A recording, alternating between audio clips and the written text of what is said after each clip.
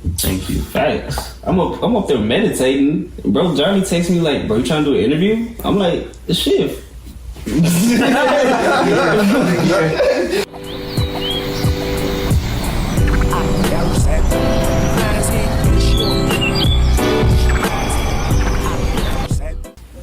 Welcome to How We Heal, turning pain into power.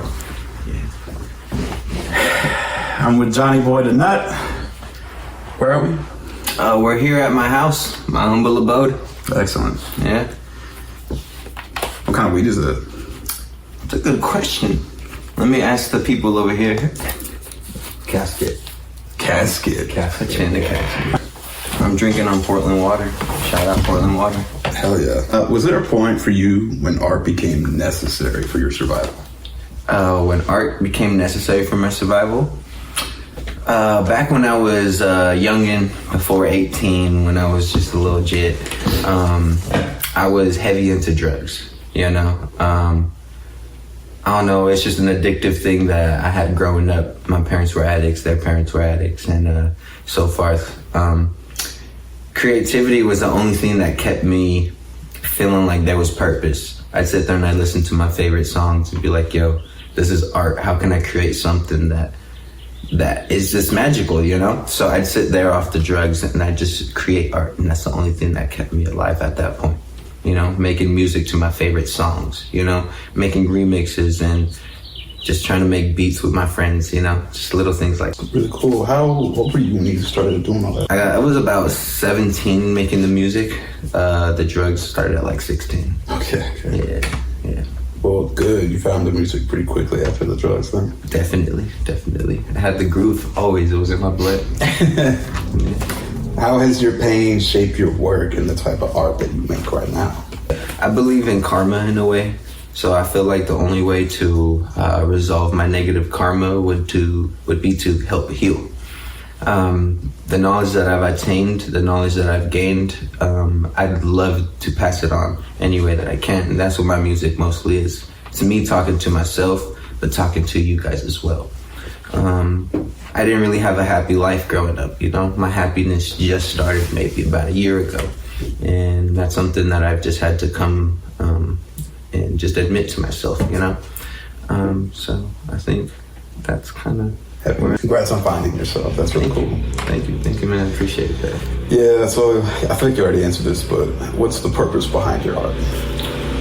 Again, the karma. It's to help share the knowledge that I've attained so that you guys can have a little bit easier life and navigation if you guys really pay attention. That's all you really have to do is pay attention to yourself. How did you cope with past grief, and how do you cope now? How I used to cope with past grief would be daily benders. Maybe try to go for the week, you know, see what my high score could be.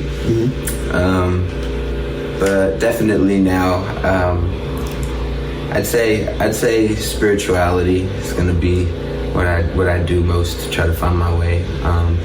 Talk to a sense of God, not religiously, and yeah, I just question everything I do, and through that it makes me feel a little stronger because everything is my fault. So how can I make this a little easier for me next time? Did you grow up religious at all? It's like my dad's side of the family was Catholic, my mom's side of the family was Christian, so definitely it was pushed on me. Yeah, so you say like spiritual faith. Yeah. I started like having like visions when I was a kid. Okay. And they were mostly terrifying at first, you know, when you're not used to it. You just like, yeah, and I realized last night that, like, I grew up Christian, so I was just like applying the symbolism of that religion to what I was seeing. But now I feel like everything that I was seeing, you know, was projecting from within. Exactly. Everything that you're seeing outside is going to be what you're feeling, right? Yeah. What you're feeling is how you're going to perceive the world. How you see it is kind of how you're going to act on it. You know what I mean? That's where the knowledge is attained, is when you start to understand and fight back what your brain tells you. Because your brain and your gut essentially are two different beings. They're two different brains.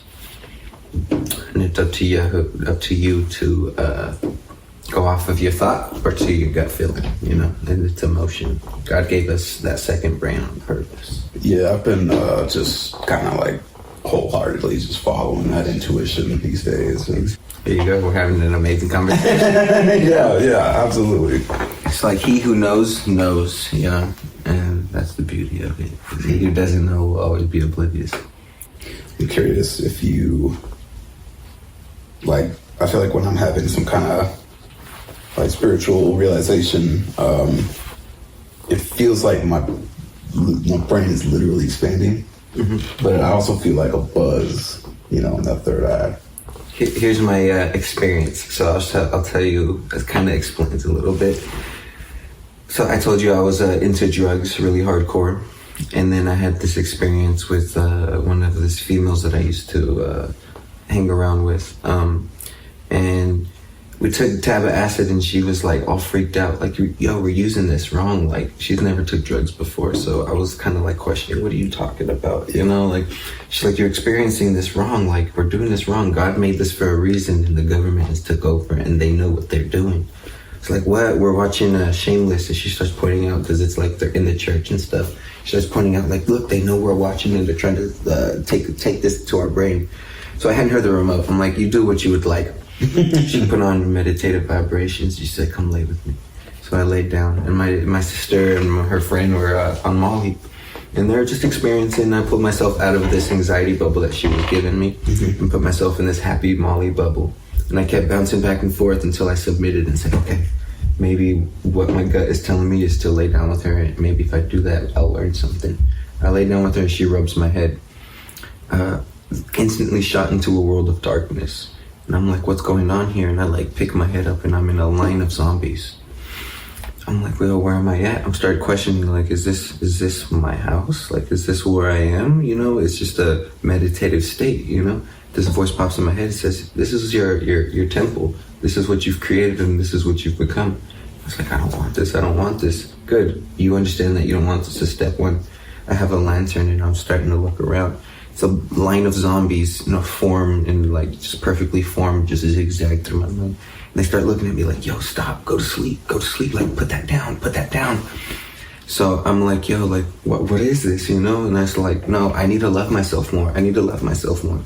And I start kind of going into a frantic, like, I love this, I love that, I love this, I love that. Oh, you're understanding it. Now they give me a flashlight and I'm looking around. It's a cave, dripping water. I can see the cracks in the walls, the pointy parts of the cement. And these like bats are hanging upside down. They look at me as soon as I shine the light. They start to swerve down. So everyone's telling me, go back to sleep. This is my temple, my body, my home. Nothing's going to disturb me if I don't want it to. Now I turn into this whole light being and I feel all that heavy darkness just blast off of me. I am this light bulb and I'm like observing everything around me, and these demons, I call them demons, they just started swooping, telling me, go back to sleep. One good hit, I would have been right back to where I was. I said, this is my world, my imagination. I can turn myself into anything. Boom, nice shiny armor with the nice sword. Now I'm fighting them back and I'm telling them, get out of my cave, my temple. Having this battle and I'm hearing all of this. Oh, you're crazy. Oh, you're this. You're a piece of shit. And I kept telling myself, I'm amazing. I'm this, I'm that. Fought them, they got out of my cave. I put a protective barrier over this cave and boom. I have another smaller meditative version of me just sitting on my shoulder. Says, congratulations. You've cleared your mind, you've cleared your body, and you've cleared your aura. You can do anything you want in this world. The only rule I have for you is you cannot stay here. I was like, okay, that's understandable. You would not want to get trapped in your mind because you're going to get lost anyways, you know? I walked down this hall and I ran into this girl, the one that I have this whole trip with. She ran up to me and jumped off of the back of this truck and hugged me. And I look around and it's my safe spot. When I meditate, I go to this safe spot.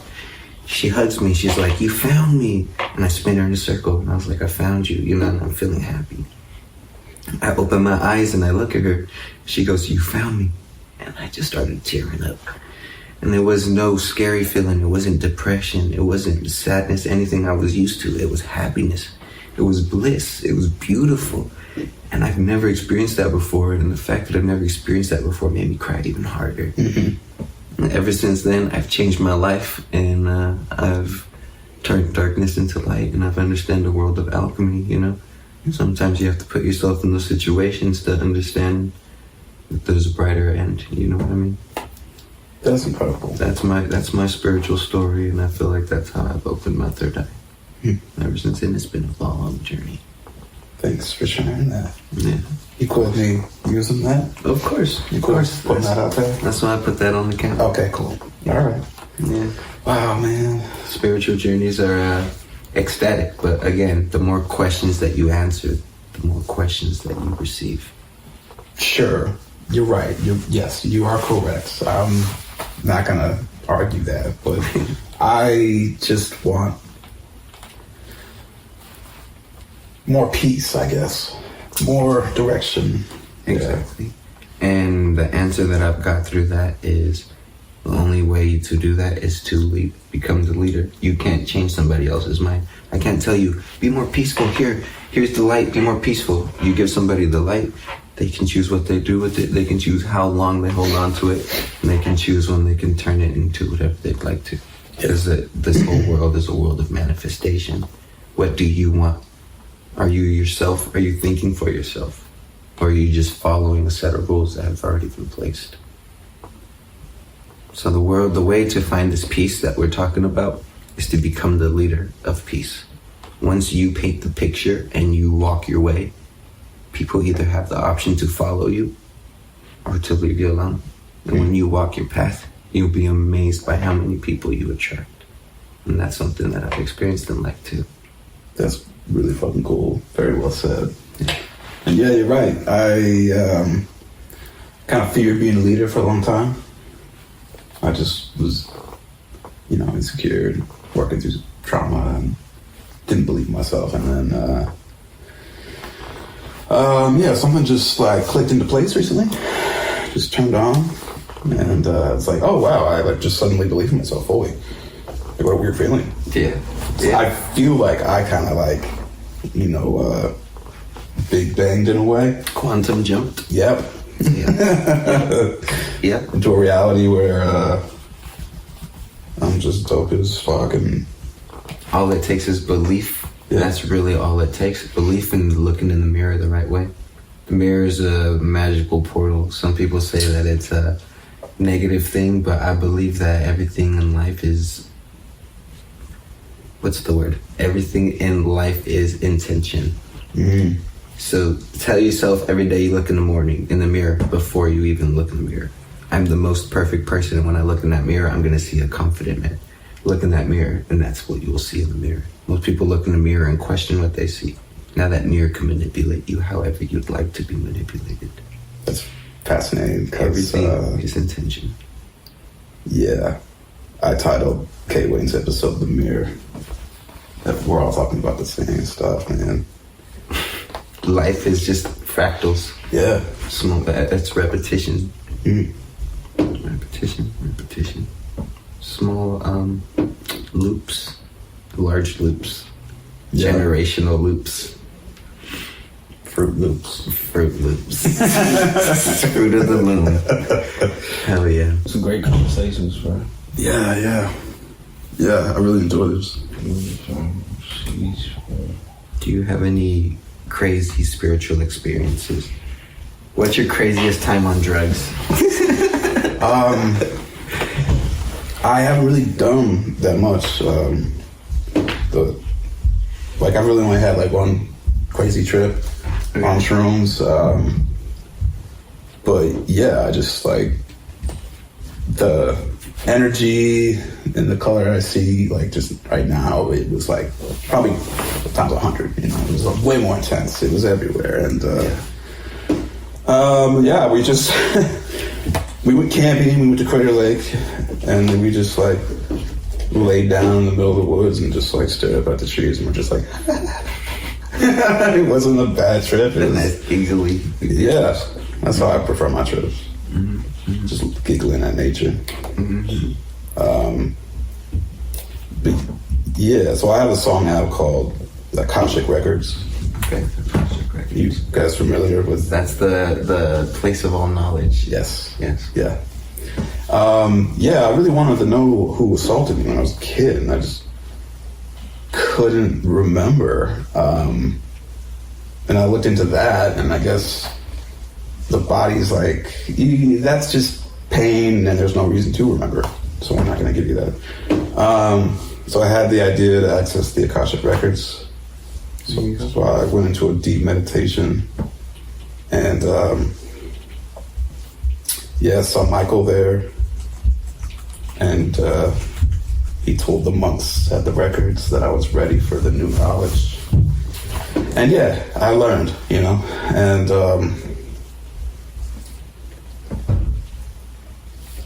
it was just such a profound experience. It's amazing that you're able to reach that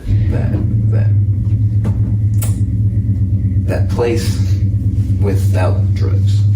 Yeah.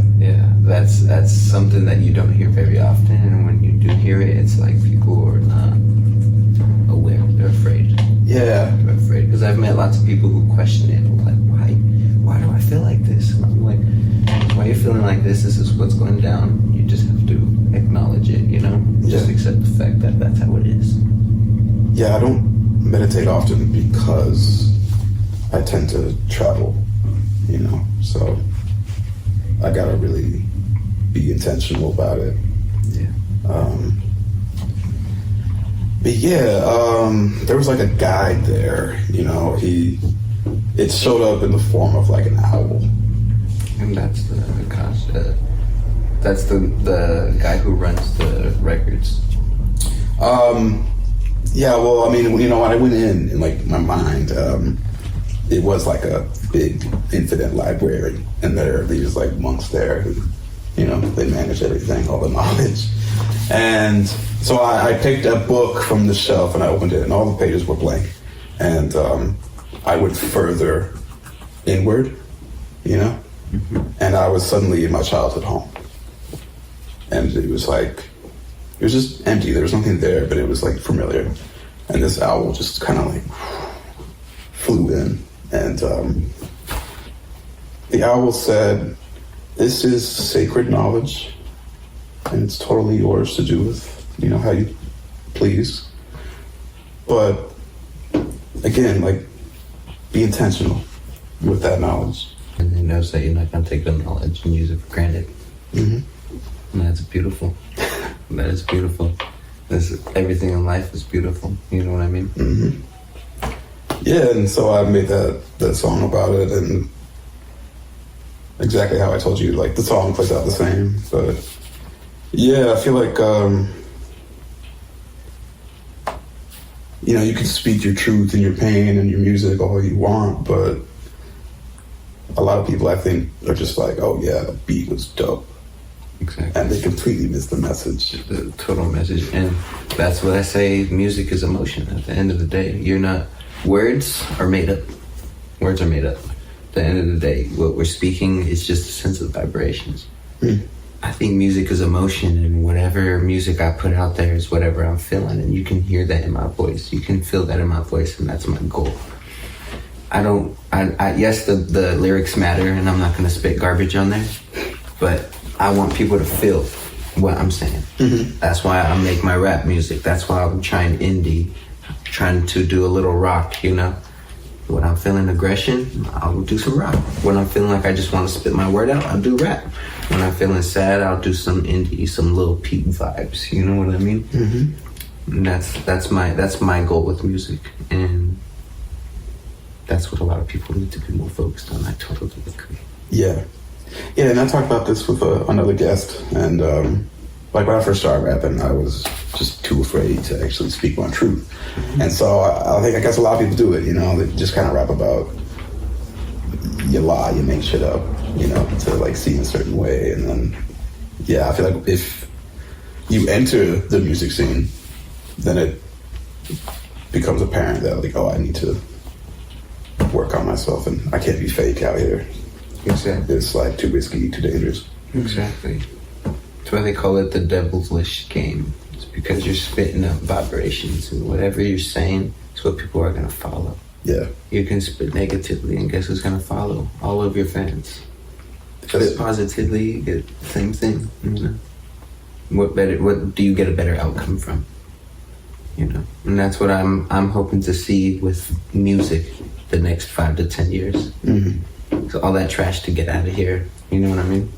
Yeah. Have more of a influential meaning. You know, let's find peace. Let's find love.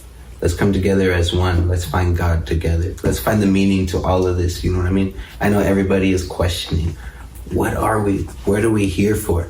Why don't we all come together and share the knowledge that we have and piece together that one true meaning? That's what they want to keep us separated for. You know what I mean? Yeah. Different languages make me consider, like, they don't want us communicating differently in different countries, different, you know, there's different knowledge there. All religion is just different spiritual perspectives. Yeah. That's what it truly is. We are all God's children. We're all gonna end the same way. You know what I mean? Yeah. Have you heard the egg theory? No. The egg theory states that we're all children of God with the one consciousness. We come into this earth, and I'm you, you're me, just in a different reincarnation. We're here to gain the knowledge of every single person, being, and everything that has touched this planet, so we can gain the knowledge and the experience so that we can take the next steps to being God's. We're God's children, so we have a piece of God in us. When we all come together, we figure out that we are just one, the egg will be complete if we put our knowledge together. And we grow up to be the next step, if that makes sense. You know what I mean? It's a state of evolution in levels. Into like higher dimensions. To higher dimensions. To Okay. become God, to become the next state of that. Yeah, we can't imagine, because it's just something we're not yet to perceive. You know what I mean? Yeah. I always think about the ending of the first Men in Black movie. Okay. And you know, I'm trying to remember. the camera zooms out from like us, right? Okay. The house, the earth, and then all the infinite space and galaxies and other universes, and then it zooms out of everything, and then turns out we exist in like a set of marbles that aliens are playing with, you know, just throwing them around, you know, like. Everything is bigger, yet everything is smaller. You know what I mean? Going out into the sun, the moon. Now imagine going down into the cells, the atoms. You know what I mean? And it just continues to go, but yet it continues to grow. We're right in the middle. You know what I mean? So bizarre. Yeah. But I was just thinking, like, say, you know, the egg gets finished, right? And maybe there's a little alien. What if he just were to crack the egg and like eat it, stir us up? Like, Damn, and that would be something crazy. That's why we're fearing alien invasion. right. We're fearing alien invasion. Like, oh no, they're gonna eat us, you know? And because I just said that, I spoke that into reality. Is that now branching off? There is an existence of every dimension. Everything you can imagine is something happening somewhere else. You seen everything everywhere all at once? I haven't. No. Oh man, you need to watch that movie. It states that everything is happening, everything everywhere all at once. Different dimensions, different states. It's a mom and a daughter having an argument, but the daughter is like breaking quantum whatever dimensions, jumping dimensions just to get to the mom. And like the mom's trying to show the daughter love, but she doesn't understand love herself. It's just a crazy spiritual movie. And then it explains like they're jumping different places. Like look at this here, to a place where they have sausage fingers, to a place where they're just rocks. You know, and I love that when they get to the rocks that tell you life's not that serious. They're literally just sitting there. Just sitting there. Life's not serious. Yeah, we're just rocks, man. You know. Come on, man. Do they move? I mean, they're stationary. They start running, and the daughter's like, "How do you do that?" She's like, "Life's not serious. Like, come on, let's play around with this reality. Let's play around and see what we can find out." And then they like fall down the canyon. When they fall down the canyon, it changes dimension. God, that's bizarre. I watched it with Johnny Riera while we were on shrooms. Sounds like a good time. It was an experience. Heck yeah. Sometimes I hit a wall too, and I'm just like, that. I gotta stop. Yeah. The interview is over. You're like, no. I love that. I learned my mom's an empath at that moment. She came in and like, the movie's such a beautiful moment. I was tearing up, and she looks at me like, "What are you feeling right now, Lee? Like stop, don't, like life's okay." I'm like, "This movie's just beautiful. Like, give me a second, you know." And she starts tearing up. She's like, "I'm here with you." Oh my god, it's not that serious, you know. They were out like partying and drinking, so like she came in with that drunk heart, like, "Yeah, it's okay." You know, like That's soft drunk heart. yeah, exactly. You're not creating. Who are you? When I'm not creating, I'm kind of a pothead who just runs free. You know what I mean? Yeah. I really love music, so music's always on me, or at least around me. And yeah, I like to have fun and parties, so you can catch me at some raves, so you can catch me at some local shows. Okay. That's cool. I like that. That's quite the distinction, I think, you know? Like, I feel like a lot of people are partying so they don't have to do that inner work. Yeah. But then once you start partying, like, while you're doing that inner work, or after already finishing, it's a totally different feeling. The inner work never stops. You know, when I go out, I like to, different people are different energies. So I like to see how I can connect. You know, it's a different type of connection when you're not just going out there and throwing yourself out and hoping someone would like you. You know what I mean? So you're truly trying to understand the energy and connection through that. It's a little more anxiety ridden, but it's all right, you know? It's become all right. That's cool, man. Who do you usually party with, hang out with? Kind of everybody from the city, you know what I mean? Trey Ford Deuce and Bremer Baden, those are my boys for sure, you know what I mean? Yeah, those are my main boys. I hang out with Johnny Rier and the swim team, you know, we hang out and we do music, and that's what we do. We have a collective of people. We gather in a big group so that we can, same thing, spread the knowledge. You know, it's for the people, not just for us. That's really cool. There's so many pockets of like collectives and different subgenres in the city, so it's dope. When you feel invisible, how does it feel to be witnessed? And how do you carry that experience forward to witness others? When I feel invisible, nothing really matters to me at the end of that, because I'm the only one who needs to witness myself. And the moment I can witness myself is when I realize that everybody else is witnessing what I'm making. You know, again, I've tried my whole life to make people witness me the way I want to be witnessed. You know, notice me the way I want to be noticed. But growing up, I've understood, hey, yo, what if you just focus on yourself and don't let other people's perception bug you? And as I started to do that, I started to understand I'm painting my picture and walking my path. And whoever wants to follow me on that path will be like, hey, yo, Johnny, I really rock with what you do. And they'll come right behind me. That's all I can do. And that's all I can say about that. That's cool. That's a very different answer from, the other ones I've gotten. Heck yeah. That's dope. Well, damn, we're already at the end. I know, that was a quick question. You seem like you know yourself very well. Yeah, it's taken a lot of trial and tribulation, you know what I mean? Mm-hmm. Definitely a lot of error and realization. Yeah. So, you know, I'm thankful for this life, and I'm thankful for everything that's been brought to me, you know? And we got one left, but you just breeze through them. Did I just answer it? What's one thing you hope people will learn from you? All right, let me think about this one. What's one thing I hope people can learn from me? Life isn't that serious, you know what I mean? Mm-hmm. I try to make things look as serious as I possibly can. Try to be a little mysterious and quiet and distant from everything. But when people see me and I'm out and about, I'm usually rocking and spinning and jumping and acting like a fool. And life is not serious, so stop acting like it is, you know? That's my number one lesson in life, and that's what I hope you guys learn from me. Continue to act like a child. Don't let that child die inside of you. Yeah, that's important. Exactly. Maintaining the wonder. Exactly. Remember, we're still human, you know? Yeah. The mind is the universe. The mind is a percentage of the universe. And if the universe is infinite, wouldn't that small percent still be infinite? So just imagine that infinite power you have, you can tap into. You know what I mean? I do, yes.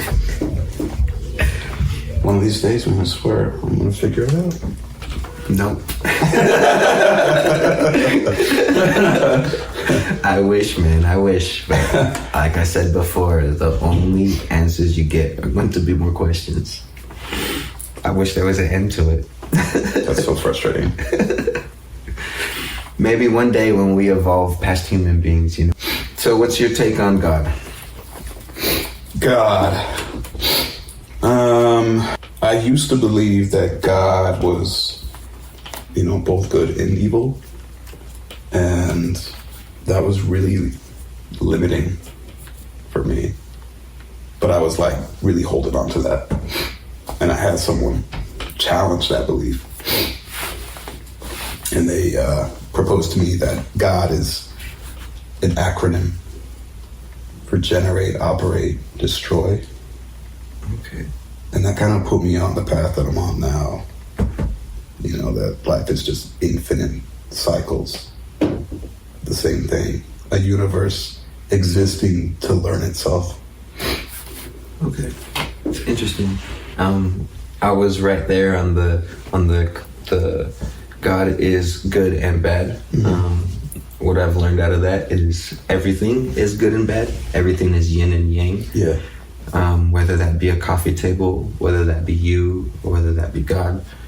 God is good because he gives you hope and he gives you faith, right? Mm. But at the same time, what kind of God would let my best friend die? You know what I mean? Yeah. And again, the devil is bad. He's horrible. He'll give you all this anxiety. But at the same time, he's going to give you the strength to stand tall against the bullies. You know what I mean? And you could say that's God giving you that, but is God that aggressive? You know what I mean?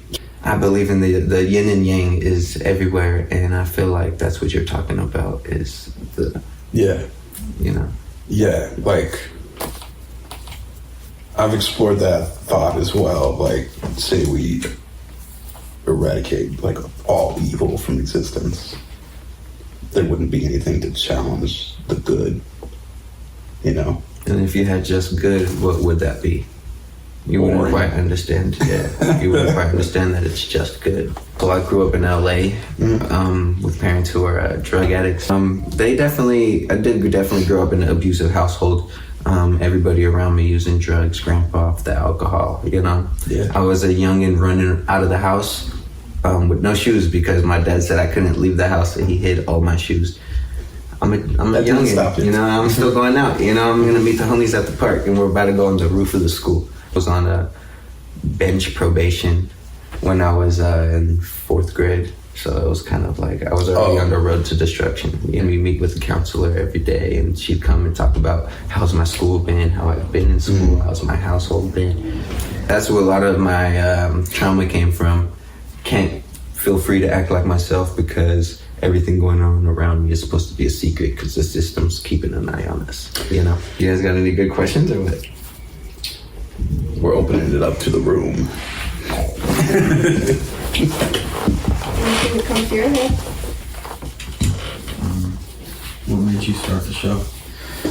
What made me start the show?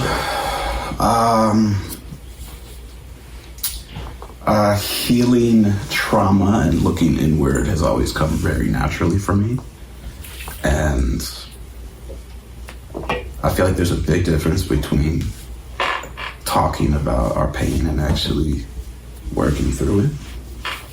And I lost a friend to suicide last year, and that was incredibly rough. And I just decided I'm gonna just embrace what I'm good at, There you go. and get people talking. There you go. It's really good because a lot of people don't get that platform to communicate. They don't got lots of people that'll sit there and listen to them. So Yeah. that you sit there and give them that space to do that, make them comfortable. Because this is very comfortable, man. I don't feel anything at all, no tension or nothing. I can sit here and spill my whole life to you. That's great. That's another thing I realized. I kind of just bring like this safe, comforting energy everywhere I go. Exactly. And that's why the show's mobile. Exactly. We can set up anywhere. Shout out to the show. Yeah. I love that, man. I love that. Let me see. What do I want out of this journey? I want people to understand peace and love. I want people to understand the quality of life, not the quantity of it. You know what I mean? I want you to understand that not everybody is there for you. You have to be there for yourself before anybody else can be there. They're perceiving their own worlds. So look into the Master Key book, the Master Key System. It's a book that it shows you a lot about yourself, your body, and your mind. It's a book that I'm reading right now, and I think it'll help a lot of people. XXX talked about it, and that's what grabbed my attention, because he had lots of knowledge. He did lots of evolving in such a short time. That's probably my biggest inspiration, because he came from a world of darkness and turned it into a world of light. That's kind of my goal. That's kind of my system, and that's what I want out of this life. That's beautiful. Yeah, I like that a lot. Yep. You can find me on all streaming platforms or wherever you listen to your music at JonnyBoyDaNut, JonnyBoyDaNut. Heck yeah. Sick. Thank you, bro. Of course. Thank you for having me. Damn, man, those were some good conversations. I appreciate it. They really were, man. It was definitely nourishing. Blessing. That's all I wanted. Some water in the plant. Fact. I'm your host, Daddy Magic. And I'm JonnyBoyDaNut. This has been How We Heal, turning pain into power. Turning pain into power. All right, peace out, y'all. Peace. The weed kind of smacked me there at the end. I could tell. It creeped up on me, and I'm like, oh shit. Energies and frequencies. What you give is what you got coming. You dumb, you better not be shunning the unbecoming. Better keep them fee and be aware, cause that's how they controlling you. You robot, it won't stop till you forget everything that you thought. Slow stop, before you slow stop, do what your heart choose. Gotta find your passion, man, I promise it'll fall through. Oh shoot, oh shit, there's trouble in the way. I'm dipping all the negativity just like Olay. Get the fuck up on my face, hop up back up in your lane. Yeah, you used to be the homie, but the shit just ain't the same. I be smoking on my Js. Everywhere I go, you know I'm always down to blaze.